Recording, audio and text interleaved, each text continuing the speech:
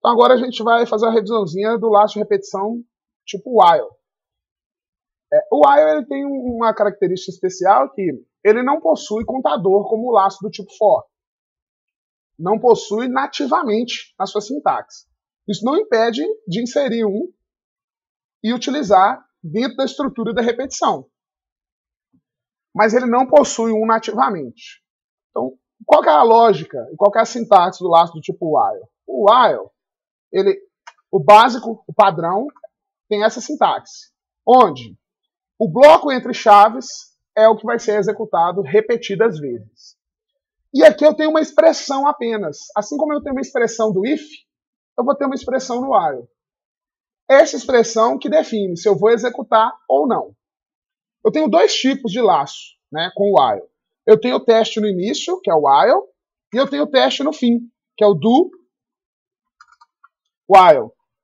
Aí a sintaxe é meio enjoadinha. Quando eu uso do while, eu tenho um ponto e vírgula. O while não tem ponto e vírgula. Por quê? Porque junto, porque separado, porque junto com acento, porque separado com acento. São regras da sintaxe da linguagem. Certo? Então, olha só. A expressão que eu posso pôr aqui é a mesma que eu posso pôr aqui. Qual que é a diferença desse bloco para esse bloco? Esse bloco testa antes de executar. Então ele testa, se a expressão é verdadeira, ele executa o que está aqui dentro. Quando terminar de executar, ele sempre vai voltar lá e testar novamente. Se o teste for verdadeiro, executa de novo. Se o teste não for verdadeiro, aí ele sai e vai executar o que está daqui em diante. No caso, eu tenho outro laço aqui embaixo. O do while, ele sempre roda o que está aqui dentro. Então, pelo menos uma vez, ele vai executar o conteúdo. E se o teste, ao final, for verdadeiro, ele vai executar mais uma vez. Então, quando é que eu vou usar um ou outro? Depende da lógica do que eu quero representar. Dá para usar um e outro em qualquer situação? Dá. Mas tem aquele que vai se encaixar mais facilmente, mais adequadamente para uma situação ou outra. Vamos pensar aqui no exemplo. Eu quero exibir na tela uma frase. Então, exibir uma frase é System Out println. Alô, mamãe. Só que eu quero exibir essa frase. Logo depois de exibir essa frase, eu vou perguntar ao usuário, e aí, mais um? Se ele falar que quer mais uma vez, eu vou exibir alô, mamãe de novo. Se ele não quiser, eu paro de exibir alô, mamãe. Mas pelo menos uma vez eu vou exibir alô, mamãe. Obrigatoriamente. Então é essa lógica que eu quero implementar. Então, se eu colocar do while, eu posso ter a expressão mais esdrúxula. Vamos pensar aqui, ó. Vou criar uma variável aqui, ó. Int op. E op vai receber 0, tá? Então, assim, ó, enquanto op for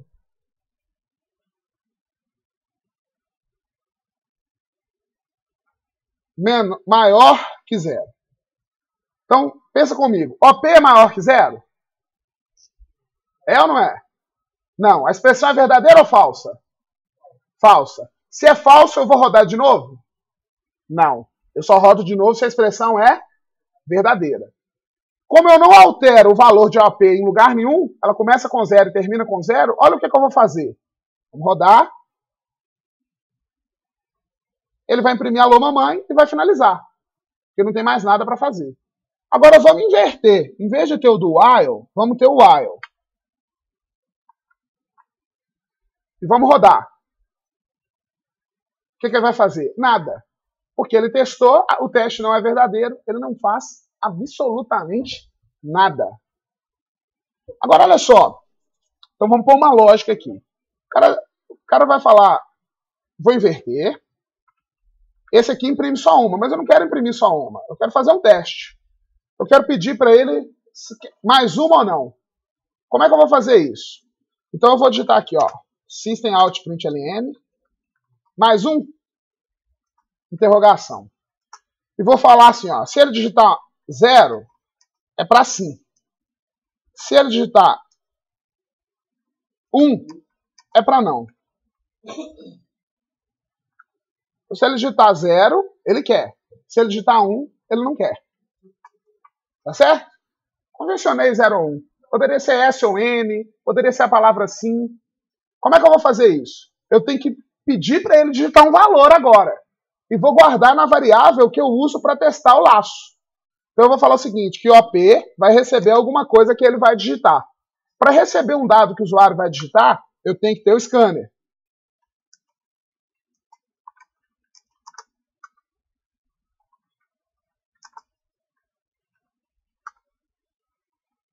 Crio a variável obj e falo aqui, ó, obj.nextInt.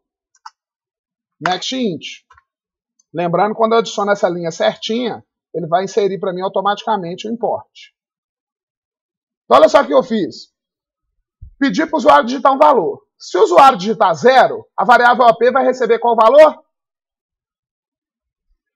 Se o usuário digitar 0, a variável OP vai receber qual valor? 0. Só que 0 eu quero que roda de novo. Do jeito que está aqui, 0 vai rodar de novo? Não. Mas se eu mudar, falar que se o OP for igual a 0, vai de novo. Então olha o que eu falei. Usuário, se você quer mais 1, digita 0 para sim, 1 para não. Se ele digitar 0, OP vai receber 0. Com o OP valendo 0, o que eu vou fazer? Ir lá no início do while novamente. E se ele digitar 1, essa expressão vai ser falsa, eu vou sair do laço de repetição.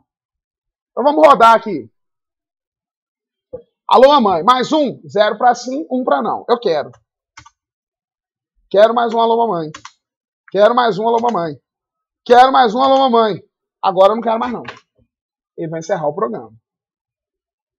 Então, eu só testei o caso verdadeiro, eu não testei o caso falso. Mas tem um detalhe aqui, ó. Eu não estou controlando outros valores. Se o cara, em vez de 1, digitar 15, não vai ser igual a 0, vai sair também. Tá certo? Agora, vamos fazer a mesma lógica com o while. Olha só como é que vai complicar. Por que é importante ver o problema para definir qual estratégia de repetição eu vou usar. Então, eu imprimo alô mamãe e depois eu faço a pergunta. Com base na resposta, eu faço o teste para ver se eu vou fazer isso de novo ou não. Tá certo? Vamos inverter, então. Então, nós vamos pôr o while. Vou pôr o while. Se eu fizer só assim, vai funcionar? Vamos ver. Vamos rodar. Alô, mamãe. Ué. Opa, peraí que eu digitei no lugar errado. Ah, funcionou. Por que funcionou? Porque eu já estou inicializando a variável OP com algum valor. Então, para esse exemplo funcionar desse jeito... Não. Se digitar 1, sai do programa. 1. Funciona. Por que funcionou? Porque eu já inicializei a variável OP com 0. Com a outra solução... Olha só. Peraí, vamos fazer em partes aqui. Ctrl Z. Com a outra solução, eu não preciso inicializar a OP com 0. Eu posso só criar a variável OP que vai funcionar. Ó. Eu não inicializei com 0, tá vendo? Funcionou. Por quê? A OP vai receber um valor aqui dentro. Como eu garanto que isso aqui vai executar pelo menos uma vez, eu garanto que o primeiro valor de OP vai ser um valor fornecido pelo usuário. Seja 0 ou 1. Com a outra solução, sem inicializar o OP, não funciona. Ele já até chia. Por que ele está chiando? Ele está falando assim, ó, você está tentando testar uma variável que não recebeu valor nenhum ainda. Tá certo? Aí ele vai chiar, ó. Vai chiar. Tá certo. Agora vamos pegar um exemplo tradicional, é quando a gente trabalha com menu. Quando eu trabalho com um menu, é muito comum eu querer exibir o menu. Pelo menos uma vez eu vou exibir o menu. Da segunda em diante, vai depender do usuário. Então eu mostro o menu. Fala assim, ó, 1 para somar, 2 para subtrair e 3 para sair do sistema. Se o cara clicar 1, vai somar. Se o cara clicar 2, vai subtrair. Se o cara clicar 3, sai.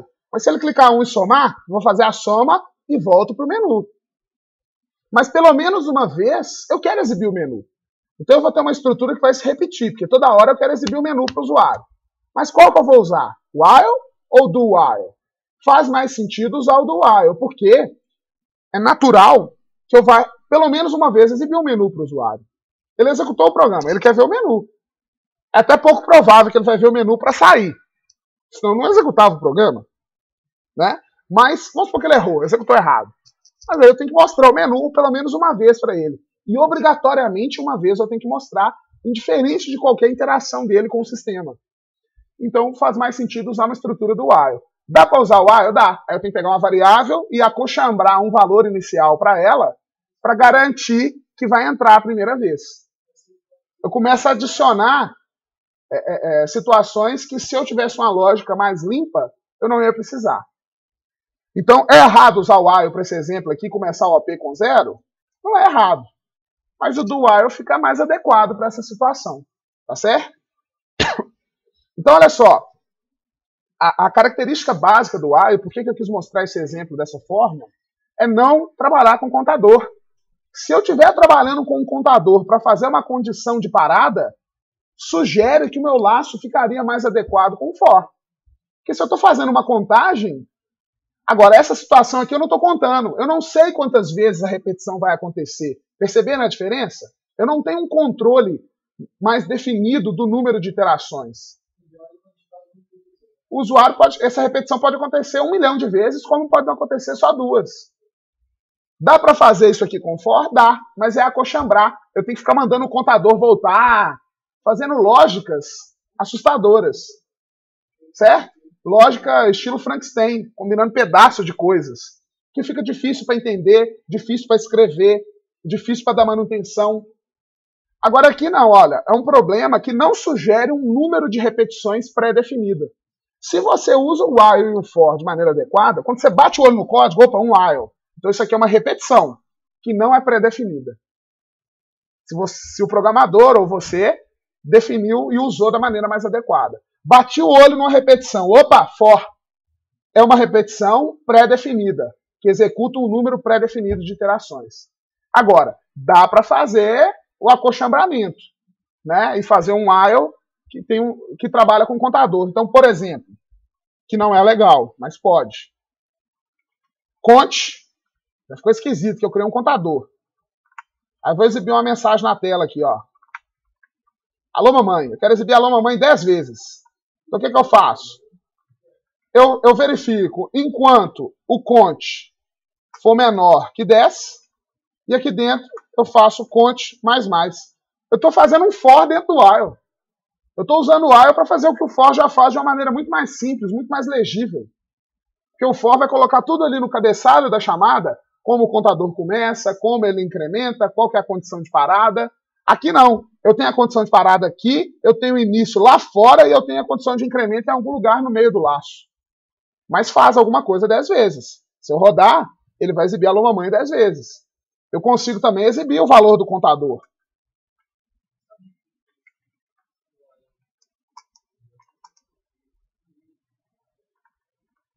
Eu posso exibir o contador aqui, ó.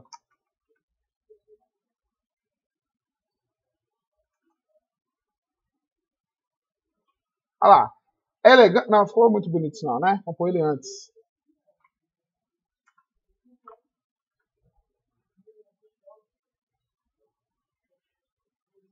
Certo? Aqui um exemplo bobo que já gera mais linhas de código. No mínimo você tem duas linhas adicionais, né?